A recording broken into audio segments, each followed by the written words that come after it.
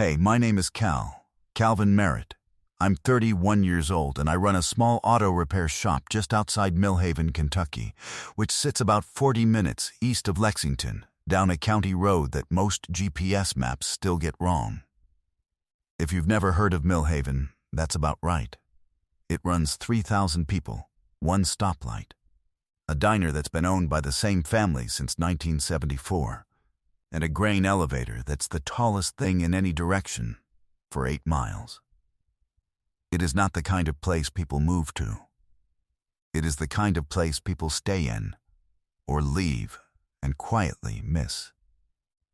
I inherited the shop from my father. He built it himself on a plot of land my grandfather left him, and for 23 years it was called Merritt & Son Auto Repair, which always made people assume my father was the son. He wasn't. I was. He just liked the sound of it, said it made the place feel like it had a future. After he died 18 months ago now, I changed the sign to Merritt Auto Repair and left everything else exactly the same. The same pegboard on the east wall, with the same tools hanging in the same order he kept them, sorted by type and then by size, which is the only sensible way to do it. The same handwritten price list on a piece of laminate taped to the register. The same heavy mug on the corner of the desk that he'd had since before I was born, and that I wash every night and put back in the same spot. I tell myself I haven't changed things because I know where everything is. And that's true. It's also not the whole truth. My daily routine is about what you'd expect from a man who runs a small shop in a small town. I wake up at 6 before the alarm. I make coffee. I drive the 4 minutes to the shop. I open at 7, which is the time my father opened, because the farmers start early and always have. I work through the morning, oil changes, brake jobs, alignments, whatever the day brings. I close at 6. I drive back to my house, which is the same house I grew up in, which my father left me along with the shop and his truck and a 12-year-old hydraulic lift that runs perfectly if you know exactly how to coax it. I heat up whatever's in the refrigerator, or I drive back to the diner if I don't feel like being alone in my own kitchen, which happens about 3 times a week whether I admit it or not. I come home. I sit in my father's chair, I still call it that, and I watch whatever's on television without really watching it. Somewhere around 10 I fall asleep in it and wake up at 2 in the morning with a crick in my neck. I drag myself to bed. I start over. It's a quiet life. I don't say that with bitterness, and I don't say it with pride. I say it as a description, the way I describe a vehicle that runs reliably but doesn't run fast. The shop keeps me busy, and the work is mine, and I know every vehicle in Millhaven the way a doctor knows his patients, which Hendersons let their oil go too long, which Kowalski kid keeps bending his undercarriage on the logging roads, which Mrs. Darnell has been driving on a tire at 15 psi for going on 4 months no matter how many times I tell her about it. I know this place, and this place knows me, and there is a real comfort in that. The part I am less comfortable with, the part I have gotten very good at pretending I am fine with, is the quiet after 6 o'clock, the second cup of coffee that cools on the counter with nobody to drink it. The phone that rings all day for the shop and then goes completely silent in the evenings like it knows the workday is over. My father's tools on the pegboard, hanging in their exact right order, waiting for hands that don't come anymore. I'm not lonely in any dramatic way. I've just been carrying something alone for long enough that it stopped feeling heavy and started feeling like just the weight of me. My father died on a Wednesday morning in November. Heart attack, right in the bay, 12 feet from the lift. I was underneath a Dodge Ram when it happened, and I didn't hear a thing. He was gone before the ambulance got there. He was 61 years old, and he had never in his life complained about anything, which I used to think was a virtue and now think might have been the problem. He hadn't told anyone about the chest tightness. He'd just worked through it, the way he worked through everything. until the day he couldn't. 3 months after that, Sarah left. We'd been together for 4 years. We'd talked about getting married the way people talk about things they're not quite ready to do yet, as a plan in the distance, something to get to. She sat down at the kitchen table one evening in February and told me I'd gone somewhere she couldn't reach me, that she'd been trying to reach me and she was tired. I told her I understood. I didn't try to hold on to her. She moved to Nashville. She seems fine, from what I can tell. I hope she is. That was 18 months ago, and I had made my peace with the idea that this was who I was now. A man with a shop and a quiet house, and a chair that used to be his father's.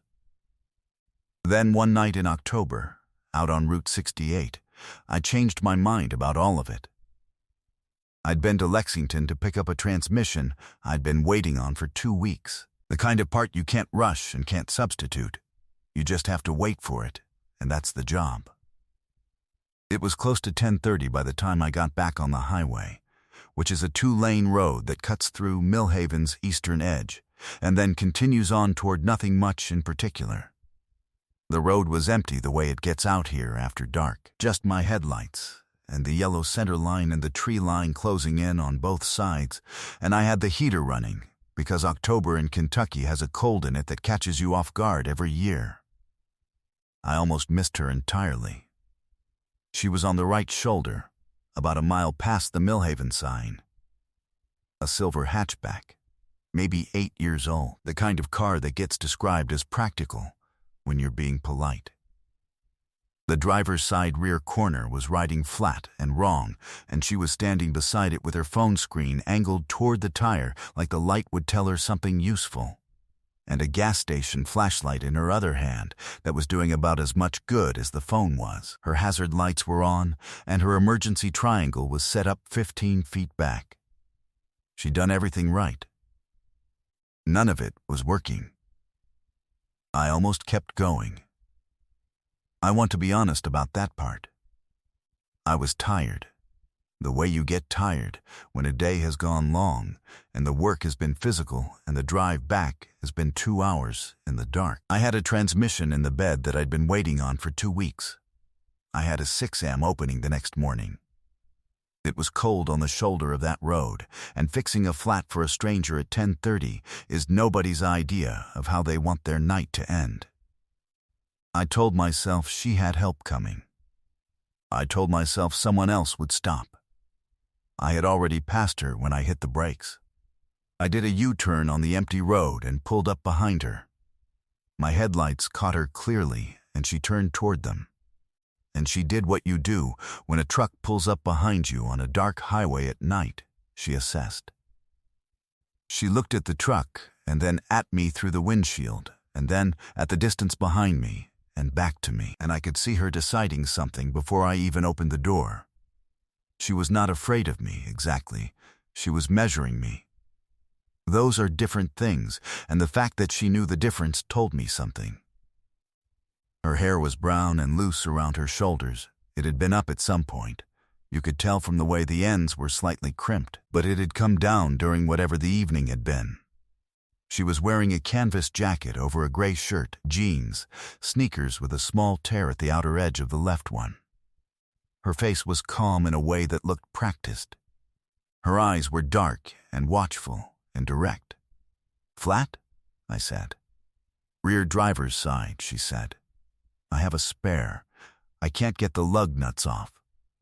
"Did you try the key?" "The what?" "There's usually a lock lug in the set. 4 standard nuts and one that needs a separate key came with the car in the glove box. Little envelope, probably never been opened." She was quiet for 2 seconds. "That's why." "Probably," I said. She had the key. She'd had it for 8 years without knowing what it was for, sealed in its factory envelope in the back of the glove compartment, and she handed it to me when she came back from the car without being asked. I went to work and she held the flashlight without being told, angling it exactly where I needed it. She didn't talk. She didn't hover. She just held the light steady and let me work. The tire was gone. She'd driven on it a little way before pulling over, which had scuffed the rim on the bottom edge. The spare was the compact kind, the donut, which would get her somewhere but not far and not fast. "How far are you going tonight?" I asked. "Asheville," she said. Then, like she'd added something she hadn't meant to, eventually. "You can't make Asheville on that spare," I said. "It's rated for 50 miles at 50 miles an hour. You've got 140 to go." She looked at the donut I'd put on. She looked down the road ahead of her. Something moved behind her face, a calculation, a resignation, something being added to a running total she'd been keeping for a while. "Is there a tire shop nearby?" she asked. "Millhaven. Closed until 7. She nodded.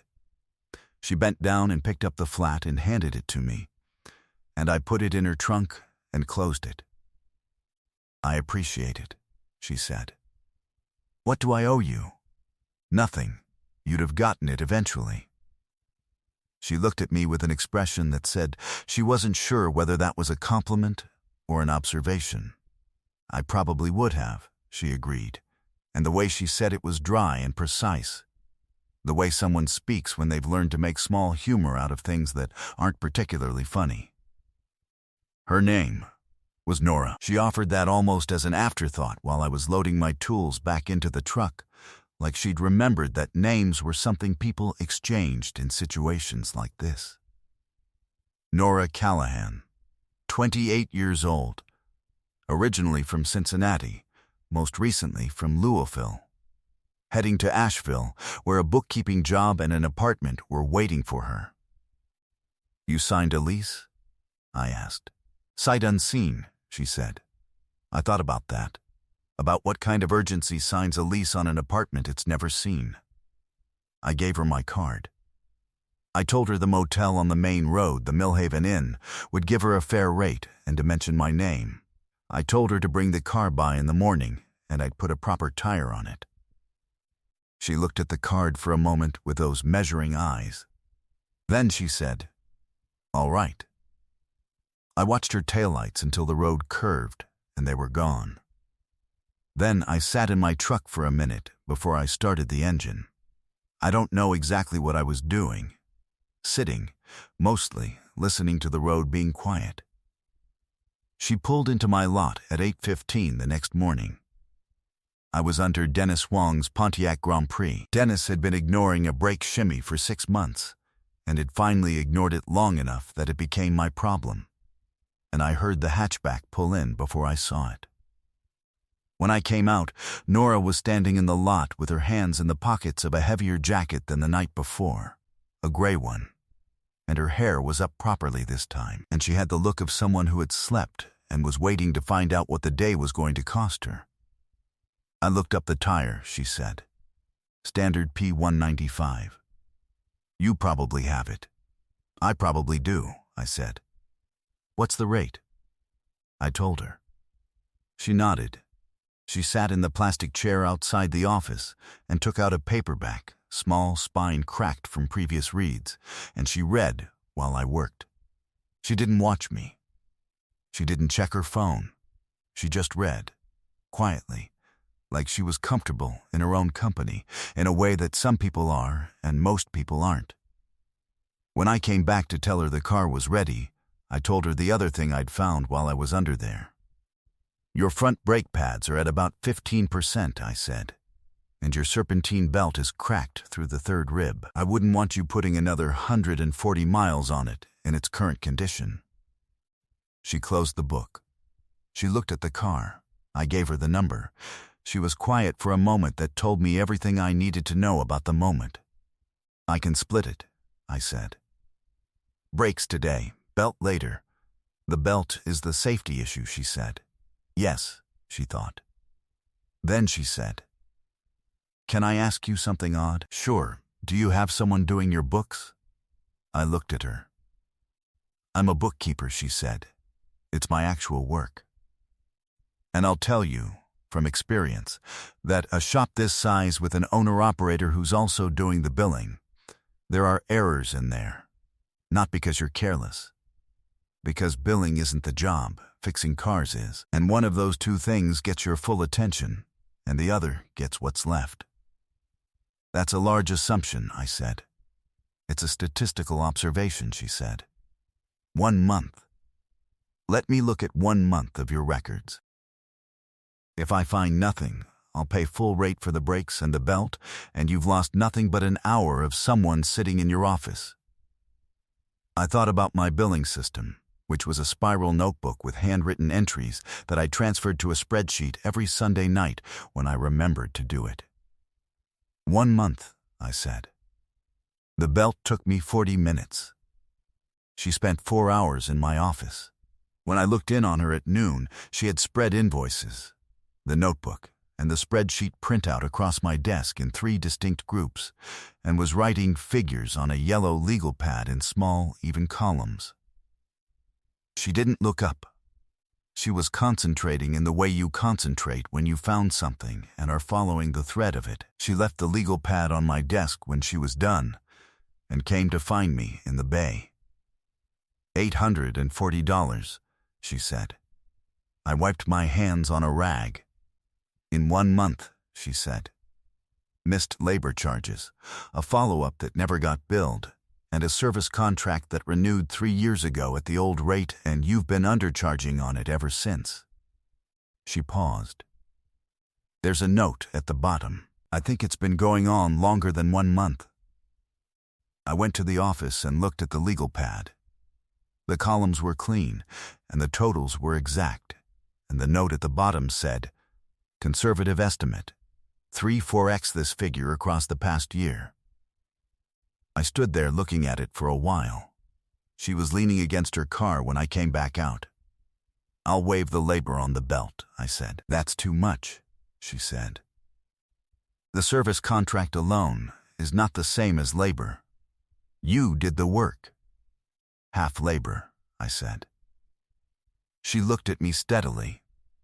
The measuring thing again. That's still generous, she said. But she let it go, which told me she understood the math as well as I did. She came back the next morning without being asked. She said she hadn't had a real project in 2 weeks, and the motel room was very small.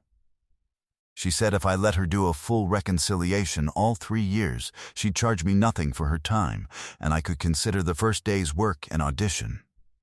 I told her the second plastic chair in my office was a genuine physical hazard to anyone's lower back. She said she'd survived worse. She worked for 6 hours. I brought her coffee at 10. She thanked me without looking up, and again at 2, and she drank both without looking up from the ledger either. Somewhere around noon I looked in through the office window, and she had the invoices organized into a new configuration I hadn't seen before. 3 stacks, with a 4th forming, and she was cross-referencing something between the notebook and the spreadsheet printout with the focused expression of someone who has found an inconsistency and is following it toward its source. At one point in the early afternoon, she came out to the bay with a question. I was replacing a water pump on a Subaru Outback, and she stood in the doorway in her jacket with a legal pad in her hand and asked me, without preamble, how I tracked parts orders versus parts installed. I explained the system, or the approximate system, which was more honest. She nodded slowly, the nod of someone who has just understood why a number isn't adding up. She went back inside. Around 4, she found something that made her go very still, and then she wrote a number on a fresh page of the legal pad and came to find me. She slid the paper across the workbench. $11,240, give or take. Lost to uncharged labor over 14 months. I sat down on the stool. Your father kept the records differently, she said, not as a criticism, just as an observation. He kept them in his head, I said. I know, she said. You can see where the system changed. She paused.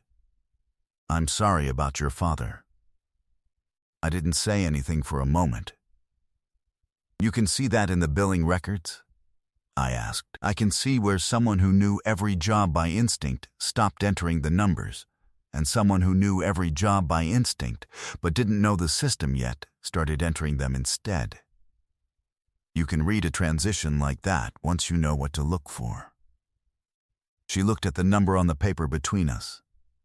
You owe yourself this. That evening I told her about my father at the kitchen table over soup I hadn't planned to share.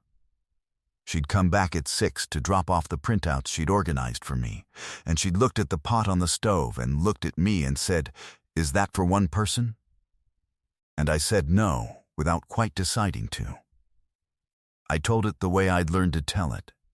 The facts, the timeline, the ordinary November Wednesday, and she listened without offering condolence or resolution, which was the right way to receive it.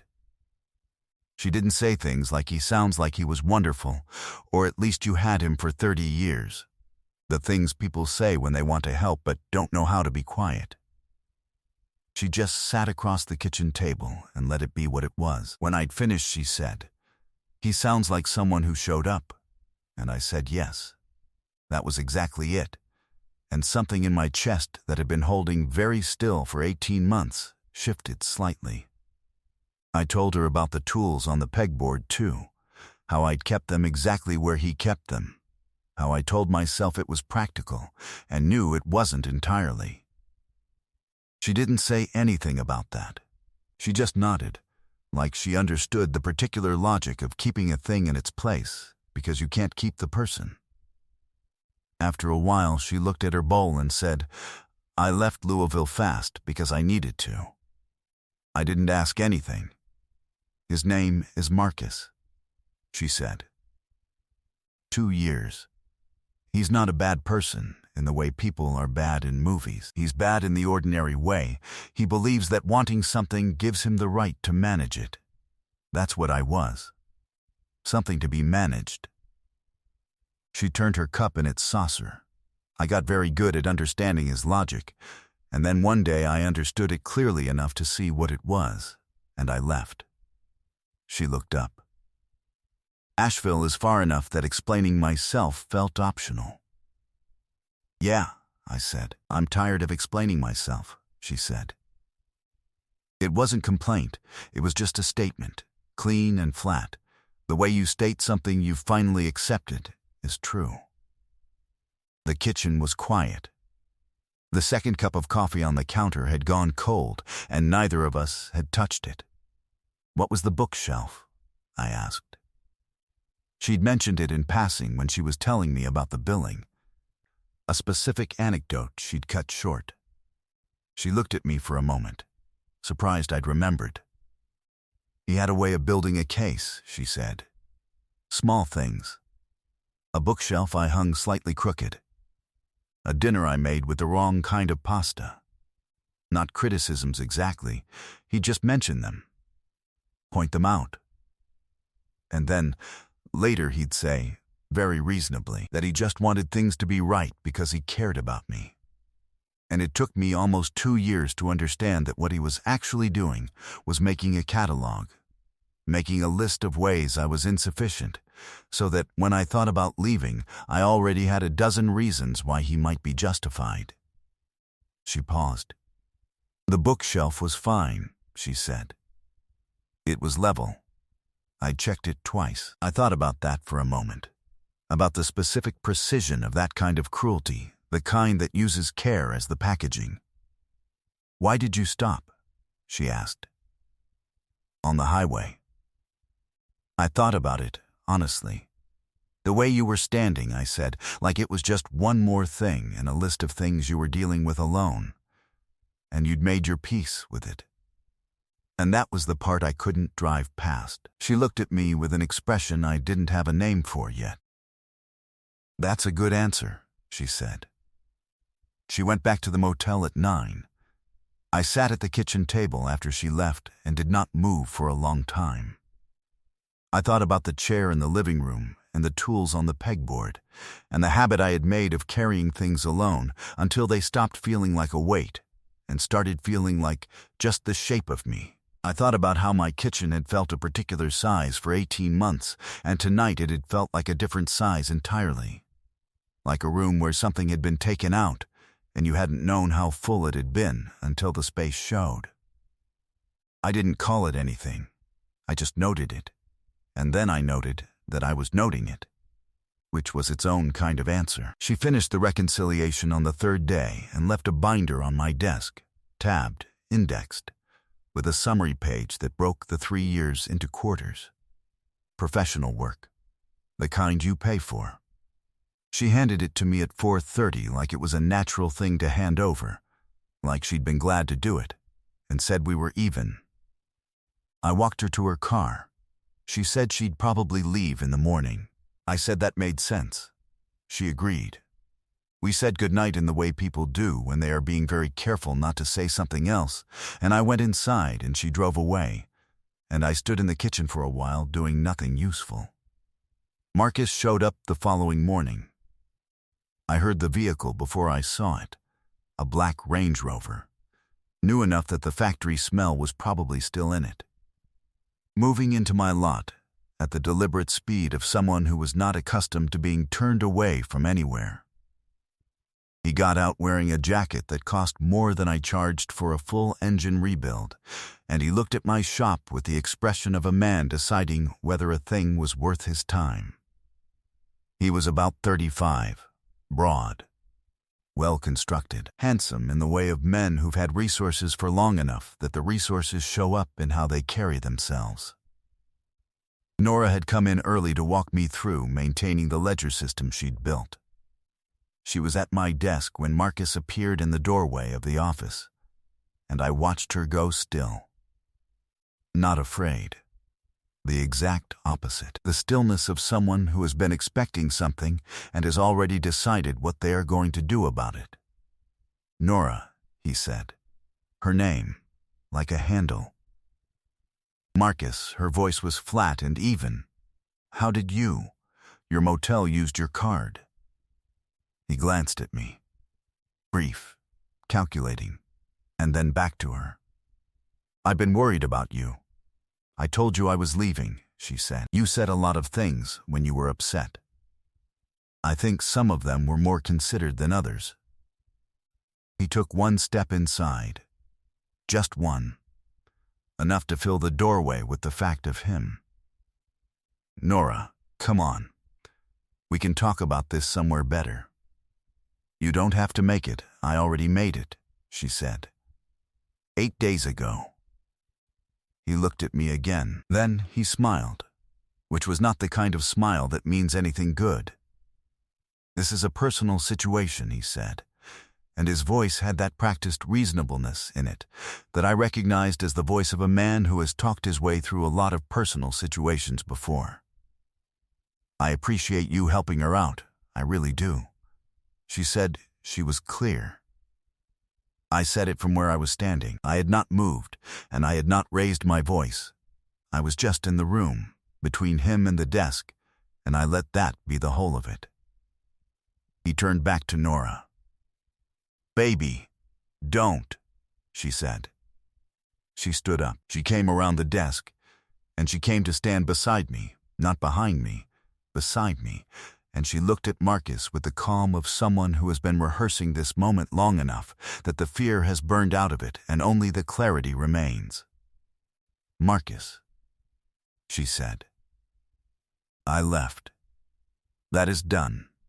You don't get to follow me across 3 states and stand in someone else's workplace and tell me what I know or what I meant or how I was feeling when I said it. She put her hands in the pockets of her jacket. Go home. He stood there. He looked at me once more, and whatever he found when he looked I don't know. But what he found was not what he'd been counting on, because after a moment he exhaled once through his nose, and walked back through the bay, and got in the Range Rover, and drove out of the lot at the same deliberate speed he'd come in. I watched until he was gone from sight. Nora sat on the edge of my workbench. She breathed carefully, the way you breathe when something has taken everything you had and you're taking inventory of what's left. "I'm sorry," she said. "Don't be." "I should have. It's fine," I said. "You handled it." She looked at her hands for a moment. "Thank you," she said, "for being there." "I was already there," I said. She almost smiled. "I know," she said. She didn't leave that day either, as it turned out. She stayed through the afternoon, and at 6 when I locked up she was still in the lot in the cooling evening light, and when I asked if she wanted to go eat, she said yes before I'd finished asking. We went to the diner on Route 68. We sat in a booth, not the counter, and ordered off the laminated menus, and the coffee came in the heavy white cups it always came in, and it was the same diner it had always been, and nothing about it felt the same as it had before. She told me about the bookkeeping, how she'd started as a temp placement at 23 and discovered that her brain had a particular shape that numbers fit into cleanly, and that the shape got stronger and more precise the more she used it.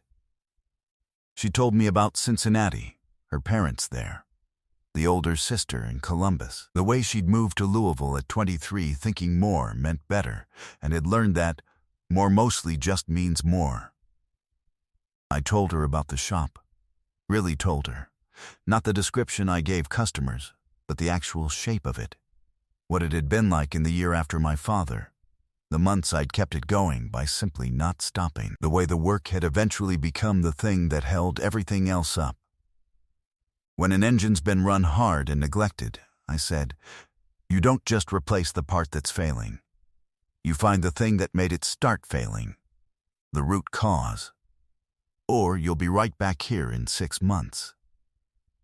I looked at my coffee. I spent the first year after my father doing the equivalent of replacing parts without finding the root cause. Just keeping it running, not asking why it needed to be kept running so hard in the first place. She was quiet for a moment. "And now?" she asked. "Now I'm asking," I said. The diner was filling up around us, the Saturday evening crowd, a few families, a couple of old men at the counter who'd been eating there for probably 30 years, and none of it reached us in the booth. I looked at her across the table, and I said the thing I had been carrying for 4 days like a stone in a coat pocket, turning it over and over, deciding whether to put it down. The quiet in my house stopped being fine, I said. Somewhere in the last few days, it stopped being the weight of me and started being something I noticed, something I didn't want anymore. I set my cup down. I've been finding reasons to walk past the office, reasons to tell you things that don't need telling. I'm aware of what that is. She looked at the table for a moment. She turned her cup in its saucer once, the way she did when she was thinking about how to be precise. "I've been waiting for someone like you," she said. She said it quietly. Not dramatically, not like a declaration, like a fact she'd been holding carefully for a long time and had finally decided was safe to set down between us. She said it the way you say something when the saying of it is almost beside the point, because the thing itself has already been true for longer than you can account for. My throat had closed. "Nora," I said. "I mean it in a specific way," she said. "Not in a big way. Someone who stopped when he had every reason not to. Someone who says a thing plainly and doesn't need it to mean more than it means. Someone who made me feel, for the first time in longer than I want to say, like being in the same room as another person was not something I had to prepare for." She looked up. "I've been preparing for everything for 2 years. And this week I didn't have to. I'd like to keep not having to, if that's something you're interested in." I reached across the table and put my hand over hers. She didn't pull away. She turned her hand over and held on, and her grip was careful and sure, the grip of someone who knows the value of what they're holding. We stayed until the coffee was cold and the diner had thinned back out.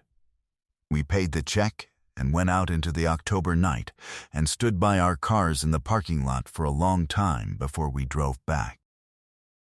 We talked about Asheville and about Millhaven and about distance, which turned out to be the kind of distance that two people who have decided on something can manage.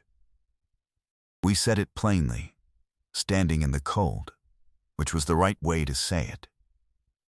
Nora still went to Asheville. I want to be clear about that. The plan didn't change, because she was a person who honored her plans, and the job was there, and the apartment was there, and she had made the decision. But we talked about the distance on the drive back from the diner that night, and then again in the morning. And by the time she loaded her car in the lot, and I stood in the early October light, watching her do it, we had said to each other plainly what this was, and what we wanted from it. She drove away. I went inside and opened the shop.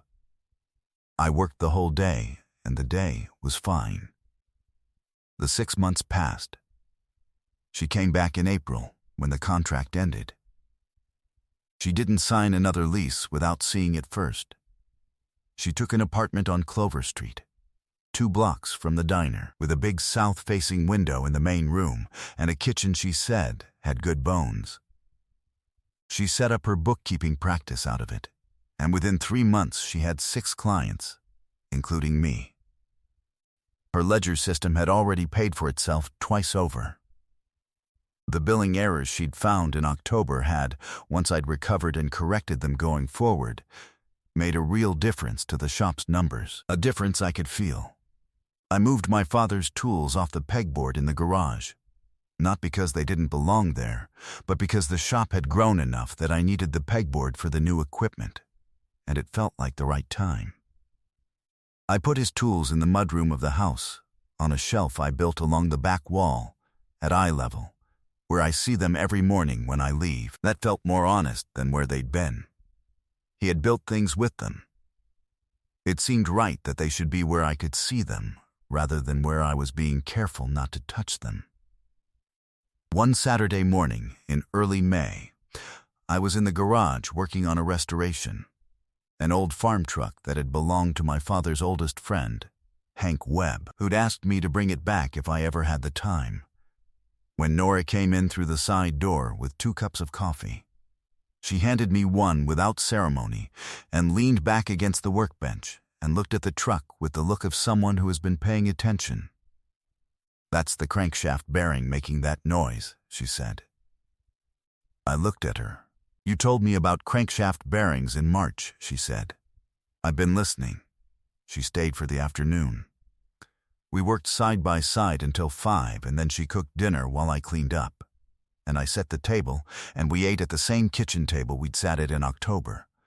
And the kitchen was exactly the right size now, and the second cup of coffee on the counter was no longer getting cold. My father used to say that a good mechanic's job isn't just to fix what's broken. It's to understand what broke it, so it doesn't break the same way again. I spent a long time after he died thinking that principle applied only to engines. I stopped on a dark highway on an October night, for reasons I am still not entirely able to explain, and I found out I had been wrong. Some things break down in the dark, on the side of a road, when you're not expecting it. You can keep driving. A lot of people do. There are 100 reasons to keep driving, and only one reason not to. I'm glad I found the one.